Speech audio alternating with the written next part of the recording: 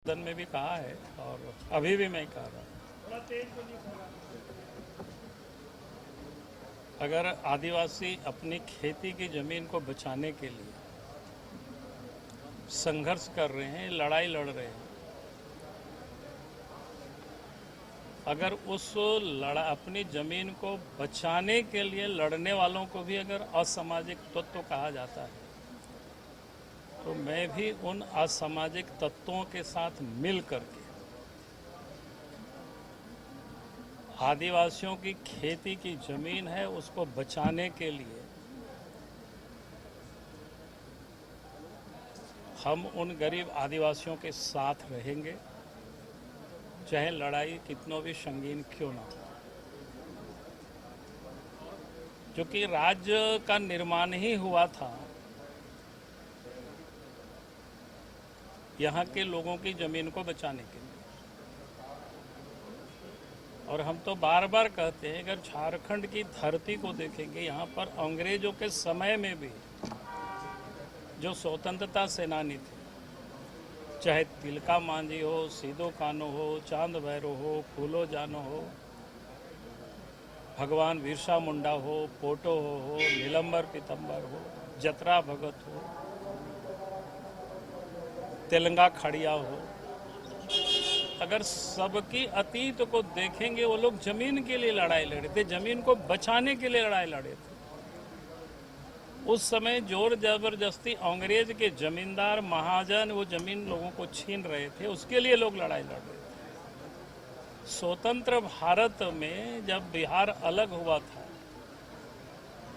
तो बिहार सरकार ने यहाँ की खेती की जमीनों को जोर जबरदस्ती एक्वायर किया। उस पर बड़े बड़े कारखाना बने, खदानें खुले, डैम भी बने। लेकिन झारखंड बनने के बाद भी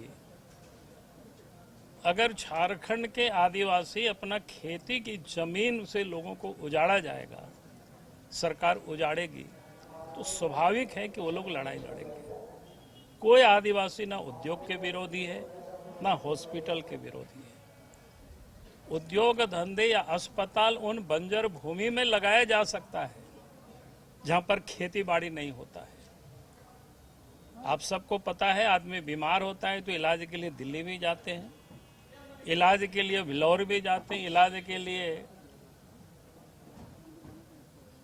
हैदराबाद भी जाते हैं। तो रांची से 15-20 किलोमीटर हट करके भी बन सकता है, या झारखंड के किसी भी हिस्सा में हॉस्पिटल भी बन सकता है, कल कारखाना भी बन सकता है। और हम तो कहते हैं सरकार एक बार घोषणा करे कि भाई हमको ये हॉस्पिटल के लिए इतना जमीन चाहिए, तो आप देखेंगे कि झारखंड के लोग खुद प्रस्तावित करेंगे कि आइए हमारे यहाँ हॉस्पिटल बने, हम जमीन देने को तैयार हैं। झारखंड के लोग खुद कहेंगे कि इतना कारखाना बनाना है कि इतना जमीन आप ले लीजिए, यहाँ पर कारखाना लगाइए, देने के लिए लोग तैयार हैं। लेकिन आप अपने सुविधा के हिसाब से सिर्फ आदिवासियों को उजाड़ने के लिए अगर आप सोच रहे हैं, तो आप गलतफहमी में हैं। अंग्रेजों से भी लोग लड़ाई लड़े थे और बिहार के समय में भी लोग लड़ाई लड़े थे, और झारखंड बनने के बाद भी अगर आप लोगों को जमीन से उजाड़ेंगे तो लोग लड़ाई लड़ेंगे, सड़कों पर आकर के लोग लड़ाई लड़ेंगे। और उसके साथ हमारी पार्टी भी रहेगी, बाबूलाल मरांडी भी रहेंगे। ईडी वर्सेस रांची पुलिस मामले में हाईकोर्ट ने बड़ा फैसला दिया है। हाईकोर्ट ने पूरे मामले की जांच सीबीआई से कराने को कहा है। सर, मैं कह सकता हूं बिल्कुल इसके फैसला की स्वागत होनी चाहिए, जो कि आप सबको ध्यान में है ही किस प्रकार से ईडी के दफ्तर में सवेरे सवेरे पुलिस जाकर के घेरा था। भाई क्या है, आतंक पैदा करना चाह रहे? भाई तो जांच ही हो रही है, जांच हो रही है जिसमें से कौन संतोष करके व्यक्ति थे, पैसा कैसे इन्होंने निकासी किया है, वो बिल्कुल ओपन तथ्य है। और हमको तो ये भी आश्चर्य है कहीं ऐसा ना हो कि उसको सीबीआई की जांच से बचने के लिए फिर सरकार ना सुप्रीम कोर्ट चला जाए। इनके लिए कोई बहुत बड़ी बातें नहीं है, क्योंकि अपराधियों को ही बचाते हैं। और इसीलिए मैं कहूँगा हाईकोर्ट ने जो निर्णय लिया है अच्छा निर्णय लिया, और सीबीआई से जांच होगी तो कौन कौन अफसर और किन के साह पर ईडी के दफ्तरों ने पुलिस जा करके वहां घेराबंदी किए थे, तो ये सारी चीजों की पता चल जाएगी।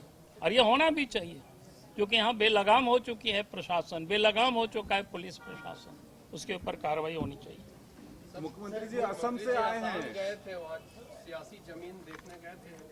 अब घूमे यार, क्या दिक्कत है इसमें? जनता जी की मुश्किलें बढ़ाएंगे क्या वो? चलते सत्र में जा रहे हैं प्रचार अरे भाई, डेमोक्रेसी है, अपना ताकत को विस्तार करना चाहता है, अच्छी बात है, करे वो, इनकी अगर क्षमता होगा तो करेंगे, इसमें क्या दिक्कत है। लोकतंत्र में सबकी स्वागत है हर जगहों पर, किसी की कोई रोक नहीं है। बाबूलाल जी, आज संसदीय कार्य मंत्री ने कहा कि हिंदुत्व खतरे में नहीं है, हिंदुस्तान खतरे में है, और वो देखिए- वापस भी नहीं लिए बात। देखिए, हिंदुस्तान और हिंदू को क्या मानते हैं पता नहीं, अब ये तो उनकी समझ पर निर्भर करता है सब कुछ। हिंदुत्व को अर्थ वो कितना जानते हैं, हिंदुत्व के अर्थ कभी उनसे पूछते तो फिर ये पता चलेगा। वास्तव में आज हिंदुत्व भी खतरे में है और हिंदुस्तान भी खतरे में है। लेकिन इतना मैं जरूर कहूंगा कि देश के प्रधानमंत्री नरेंद्र मोदी जी के नेतृत्व में हिंदुत्व भी सुरक्षित है और हिंदुस्तान भी सुरक्षित है। और इसीलिए ये लोग बार बार नरेंद्र मोदी को भी क्या कहते हैं बदनाम करने की कोशिश कर रहे हैं, नए नए वो नैरेटिव को गाढ़ने की लोग कोशिश कर रहे हैं, लगातार ये बातें चल रही है। हालांकि जनता के गले वो नहीं उतर रहा है, जनता साथ नहीं दे रहा है इन लोगों को, बेचारा इससे लोग परेशान है। आप शुरू से देखिए, जब से देश के प्रधानमंत्री नरेंद्र मोदी जी या प्रधानमंत्री पद के लिए भी जब चुने गए थे, तब से उनके बारे में क्या क्या नहीं कहा गया, लेकिन देश की जनता ने उनके ऊपर जो विश्वास किया है और देश के प्रधानमंत्री नरेंद्र मोदी जी के रहते हिंदुत्व भी न खतरे में है, अरे हिंदुत्व भी खतरे में नहीं होगी और हिंदुस्तान भी खतरे में नहीं होगी। बाकी लोगों ने तो सब कुछ डाल ही दिया था खतरे में।